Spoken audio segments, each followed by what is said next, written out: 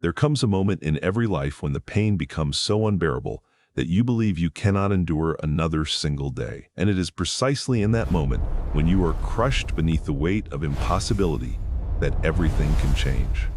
This is the story of a young man named Hiroshi.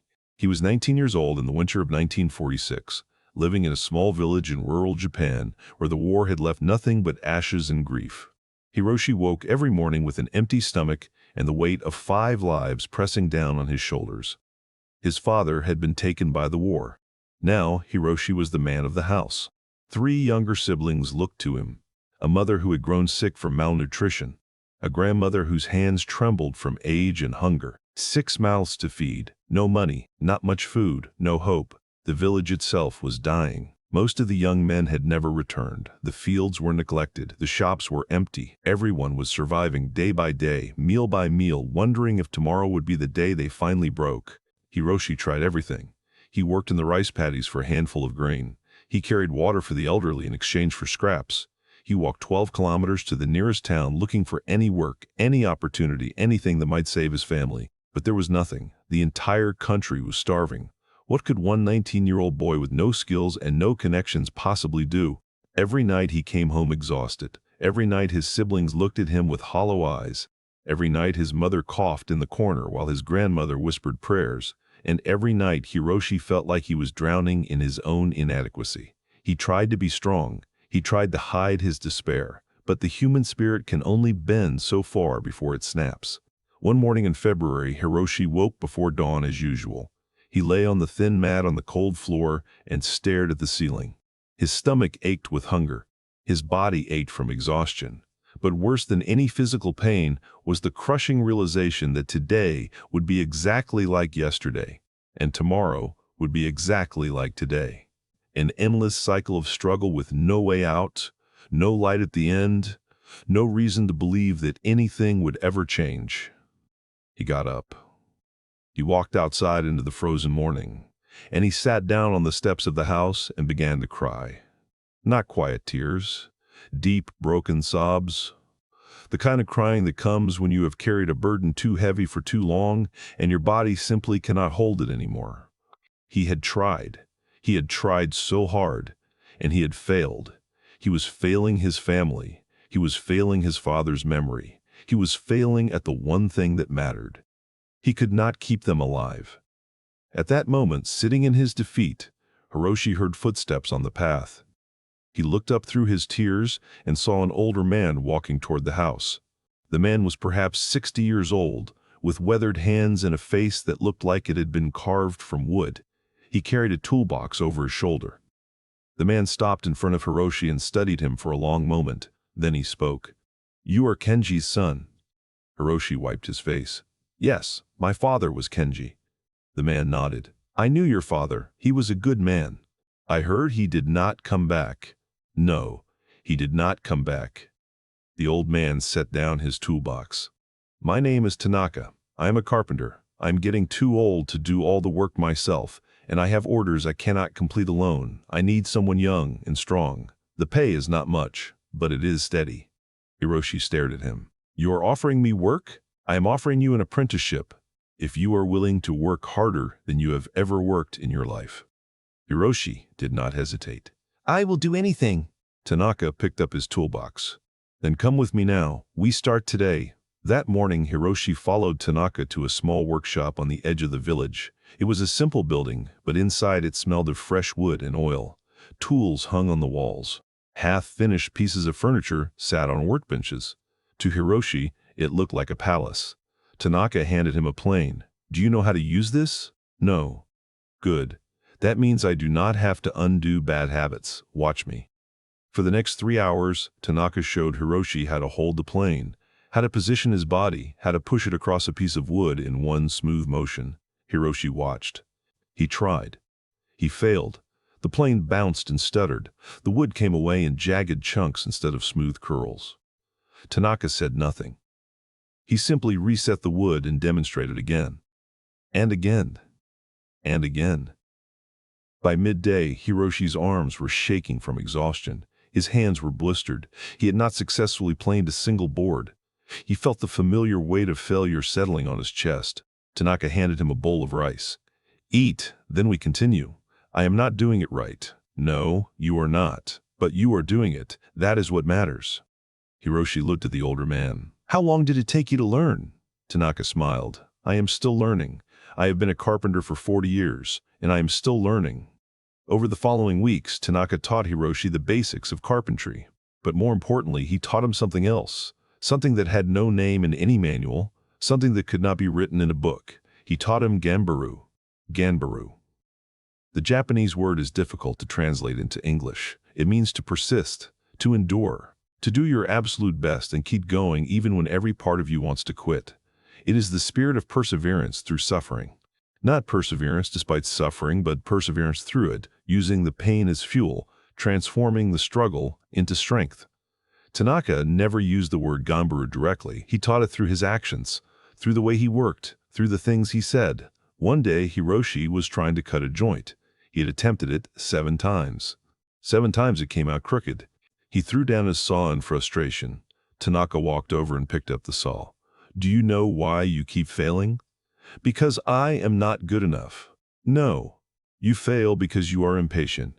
You want the result without the process. You want to be skilled without the 10,000 attempts it takes to build skill. He handed the saw back. Try again. But this time, do not think about the joint. Think only about this one cut. Make this one cut as perfect as you can. Then make the next cut. Then the next. Do not think about failing. Do not think about succeeding. Think only about the cut you are making right now. Hiroshi took the saw. He positioned the blade. And he made one cut. Just one. Slow. Careful. Focused only on that single moment. The cut was straight. He made another. Also straight. By the time he finished, the joint fit together perfectly. Tanaka nodded. That is Ganbaru, not thinking about yesterday's failures or tomorrow's results, only about doing this moment with complete dedication. Another day, Hiroshi arrived at the workshop feeling defeated. He had been working for 2 months, but he still felt clumsy and unskilled. He watched Tanaka move through his work with effortless precision, and he felt like he would never reach that level.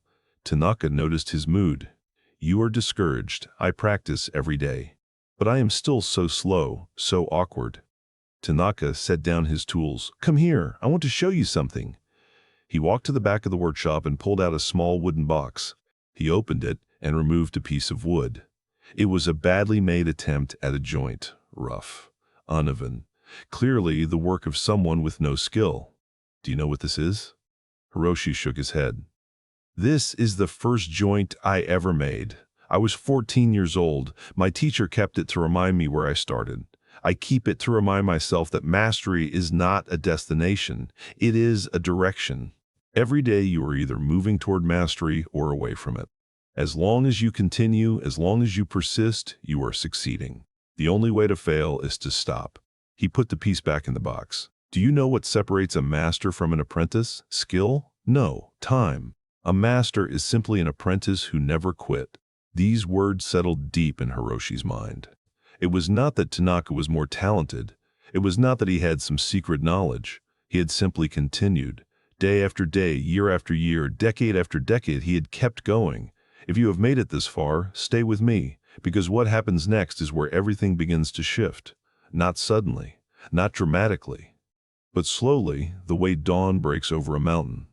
Hiroshi began to change his relationship with difficulty. Before, when something was hard, he saw it as evidence of his inadequacy. Now he began to see it differently. Difficulty was not a sign that he was failing. It was a sign that he was growing. When his hands ached from gripping tools, he did not see it as suffering. He saw it as his body adapting, becoming stronger.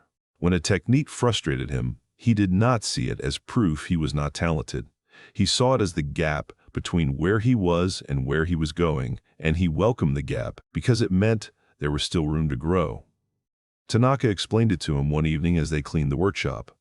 Most people run from pain. They avoid difficulty. They choose the easy path. And that is why they stay weak. It is in pain that we grow, not in comfort, not in ease, in struggle. A muscle does not grow when you rest it. It grows when you push it past its limit. The same is true for skill. The same is true for character. He hung a saw on the wall. When you feel frustrated, when you feel like giving up, that is not the end. That is the beginning. That is the moment when real growth happens. The question is, whether you will run from it or move through it. Hiroshi took those words and made them a practice. Every morning he woke up and told himself, "Today will be difficult, and that is good." When he picked up a tool, he did not hope for it to be easy. He expected it to be hard, and when it was hard, he leaned into it. A neuroscientist at the University of Tokyo who studied skill acquisition for 18 years discovered something that confirms what Tanaka was teaching. When we persist through difficulty, when we continue attempting something even after failing repeatedly, our brains create new neural pathways. The struggle itself is what builds the connection. If we only do what is easy, the brain has no reason to change. But when we push through frustration, through failure, through that moment when we want to quit, that is when the brain says, "This must be important. I need to adapt." The difficulty is not the obstacle to learning. The difficulty is the mechanism of learning. 6 months passed. Hiroshi was no longer the clumsy beginner who could not hold a plane correctly. He could now complete basic projects on his own. His cuts were clean, his joints fit together, his hands moved with growing confidence. But more than his skill had changed, he had changed. The boy who sat on the steps crying in defeat no longer existed. He had been replaced by someone who knew how to endure. Someone who understood that pain was not the enemy. Someone who had learned that you can carry an impossible weight if you break it down into small enough pieces and carry it one day at a time, one moment at a time, one cut at a time. His family noticed. His mother grew stronger because they now had regular food. His siblings laughed again. His grandmother stopped whispering prayers for help and started whispering prayers of gratitude. The house was still small. The village was still poor. But there was hope now, and hope is the difference between survival and living. Then came the test. In the spring of 1947, Tanaka fell ill. It was not serious, but at his age, even a minor illness required weeks of rest. He called Hiroshi to his home. "I have 3 orders I must complete. I cannot do them myself. You will have to do them." Hiroshi felt panic rise in his chest. "I am not ready. I am still learning." Tanaka looked at him with those weathered eyes. "You will never feel ready. Readiness is not a feeling. It is a decision. I am deciding that you are ready. Now you must decide whether you will believe me or believe your fear." Hiroshi returned to the workshop alone. 3 orders: a cabinet for a merchant in the next town, a set of shelves for the village headman, and a table for a family celebrating their son's return from the war. He started with the shelves. They were the simplest. As he worked, he heard Tanaka's voice in his mind. "Do not think about the finished piece. Think only about this cut, this joint, this moment." He moved slowly, carefully. He made mistakes. He fixed them. He continued. The shelves took him 5 days. They were not perfect, but they were solid. The village headman accepted them with a nod. The cabinet was harder, more complex joints, more precise measurements. Hiroshi worked from dawn until long after dark. His hands cramped, his back ached. There were moments when he wanted to walk to Tanaka's house and tell him he could not do it. But he remembered Ganbaru. He remembered that the feeling of wanting to quit was not a reason to quit. It was just a feeling, and feelings pass. The cabinet took him 3 weeks. When he delivered it, the merchant inspected it carefully. Then he paid Hiroshi the agreed price and said, "Your teacher trained you well." Now only the table remained, and the table terrified him. The family had shown him a drawing. They wanted something special, something beautiful, a table where they could gather and celebrate their son who survived when so many others had not. It was not just furniture, it was a symbol, and Hiroshi did not know if he could create something worthy of that meaning. He stood in the workshop staring at the wood, high-quality hinoki cypress. Expensive. If he ruined it, he could not afford to replace it. He had one chance. He thought about giving up, thought about telling them he was not skilled enough, thought about walking away before he failed. Then he heard Tanaka's voice again. Ganbaru is not about not being afraid. It is about being afraid and continuing anyway. Hiroshi picked up his tools, and he began. He worked on that table for 6 weeks. Every joint was an exercise in patience. Every surface was planed and sanded until it was smooth as water. He carved a subtle design into the legs, a pattern of cherry blossoms, working late into the night by candlelight. His eyes burned, his fingers bled from splinters. But he continued. When he finally finished, he stepped back and looked at what he had created. It was the most beautiful thing he had ever made. The wood glowed in the light. The joints were invisible. The proportions were perfect. He ran his hand across the surface and felt a surge of emotion so powerful he had to sit down. This was not just a table, this was proof. Proof that he was not the broken boy who had sat crying on the steps. Proof that persistence through pain could transform you into someone capable of creating beauty. Proof that Ganbaru worked. He delivered the table to the family. They gathered around it, the mother, the father, the returned son, the younger children. The father touched the surface with reverence. The mother began to cry. The son looked at Hiroshi and said, "Thank you. This is perfect." When Hiroshi returned to the workshop, Tanaka was there. He had recovered enough to walk. He looked at Hiroshi and smiled. "You did well. I was terrified the entire time." "Good. That means you cared. If you were not afraid, it would mean it did not matter to you. Fear is not weakness. Fear is evidence that you are attempting something important." This is where the story becomes your story. Because what Hiroshi learned is not about carpentry, it is about every single thing you will ever attempt in your life. You want to learn an instrument. You pick up a guitar, and after 2 weeks, your fingers hurt, the chords sound terrible, and you feel like you have no talent. That is the moment. That is the exact moment when most people quit. And that is the exact moment when the ones who succeed push through. You want to learn programming. You stare at the screen and the code does not work, and you get error messages you do not understand, and you feel stupid. That is the moment. That is when your brain is building new pathways. That is when you are actually learning. You want to build a business. You work for months with no results. You hear no after no after no. You wonder if you were wasting your time. That is the moment. That is when the ones who eventually succeed are being forged. You want to get healthy. You change your diet, you start exercising, and after 3 weeks, you have lost only 2 pounds, and you are exhausted, and you want to quit. That is the moment. That is when your body is adapting. That is when the transformation is happening beneath the surface where you cannot see it yet. The modern world has taught you a lie. It has taught you that if something is difficult, it means you are not suited for it. That if you are struggling, you should try something else.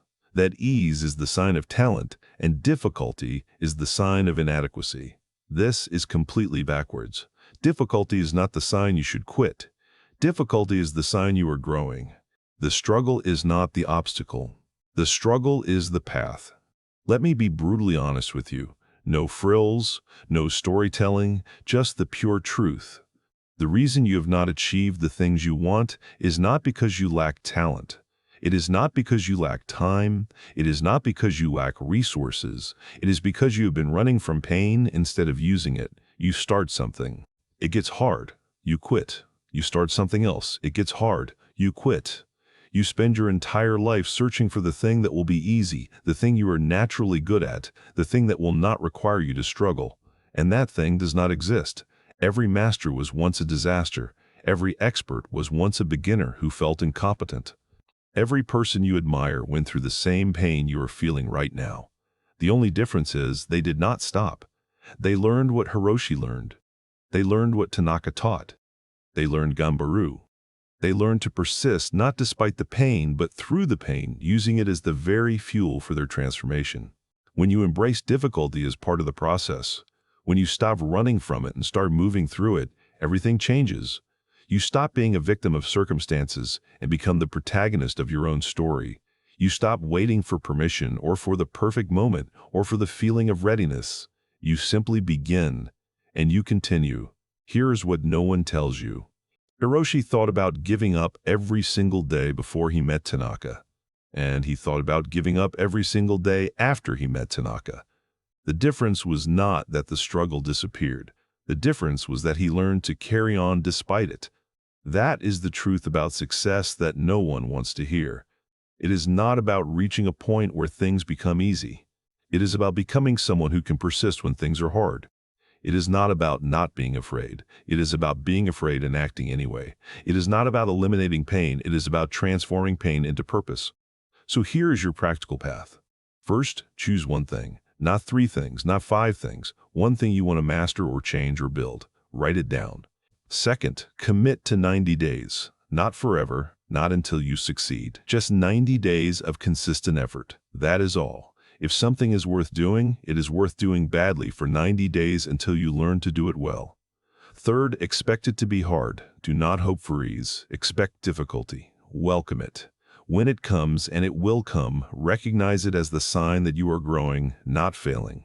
Fourth, measure process, not results. Do not ask, am I good yet? Ask, did I show up today? Did I persist through the frustration? Results take time. Process is immediate. Control what you can control. Fifth, when you want to quit, and you will want to quit, pause. Sit with that feeling. Do not act on it immediately. Tell yourself, I will continue for one more day. Just one more day. Then tomorrow, tell yourself the same thing, one day at a time. That is Ganbaru. A psychologist at Stanford University who has been studying grit and perseverance for 20 years conducted a study following people who attempted difficult long-term goals. The ones who succeeded were not more talented, they were not more intelligent, they were not more privileged. They simply had a different relationship with difficulty. When they encountered obstacles, they saw them as puzzles to solve, not signs to quit. When they failed, they saw it as data, not destiny. When they felt pain, they recognized it as growth, not inadequacy. You can develop this relationship too. It is not something you are born with. It is something you build through practice, through choosing to persist one more time, through transforming your pain into power. Hiroshi was just a village boy, no special talent, no advantages, no connections. The only thing he had was desperation that led him to an old carpenter who taught him a simple truth. Keep going. Persist through the pain. Do your best in this moment, then do your best in the next moment. Carry the weight one day at a time. That is all. That is everything.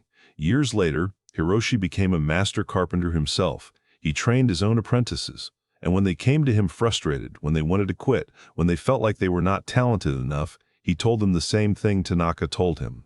The difficulty is not the problem. The difficulty is the teacher. Lean into it. Let it forge you. This is how you become who you are meant to be. And when they asked him when it would get easier, he smiled and said, it will not get easier, you will get stronger. That is how it works. If you have made it this far, thank you for your attention. You are one of the few who are willing to sit with difficult truths instead of running from them. And that already separates you from most people. Before you go, I invite you to subscribe to this channel and leave a comment below. Tell me, what is the one thing you are going to persist through for the next 90 days? What is your Ganbaru? I want to hear your story. And when you feel like quitting, come back to this video. Hiroshi was 19 years old with nothing but empty hands and a heavy heart, and he transformed completely. So can you.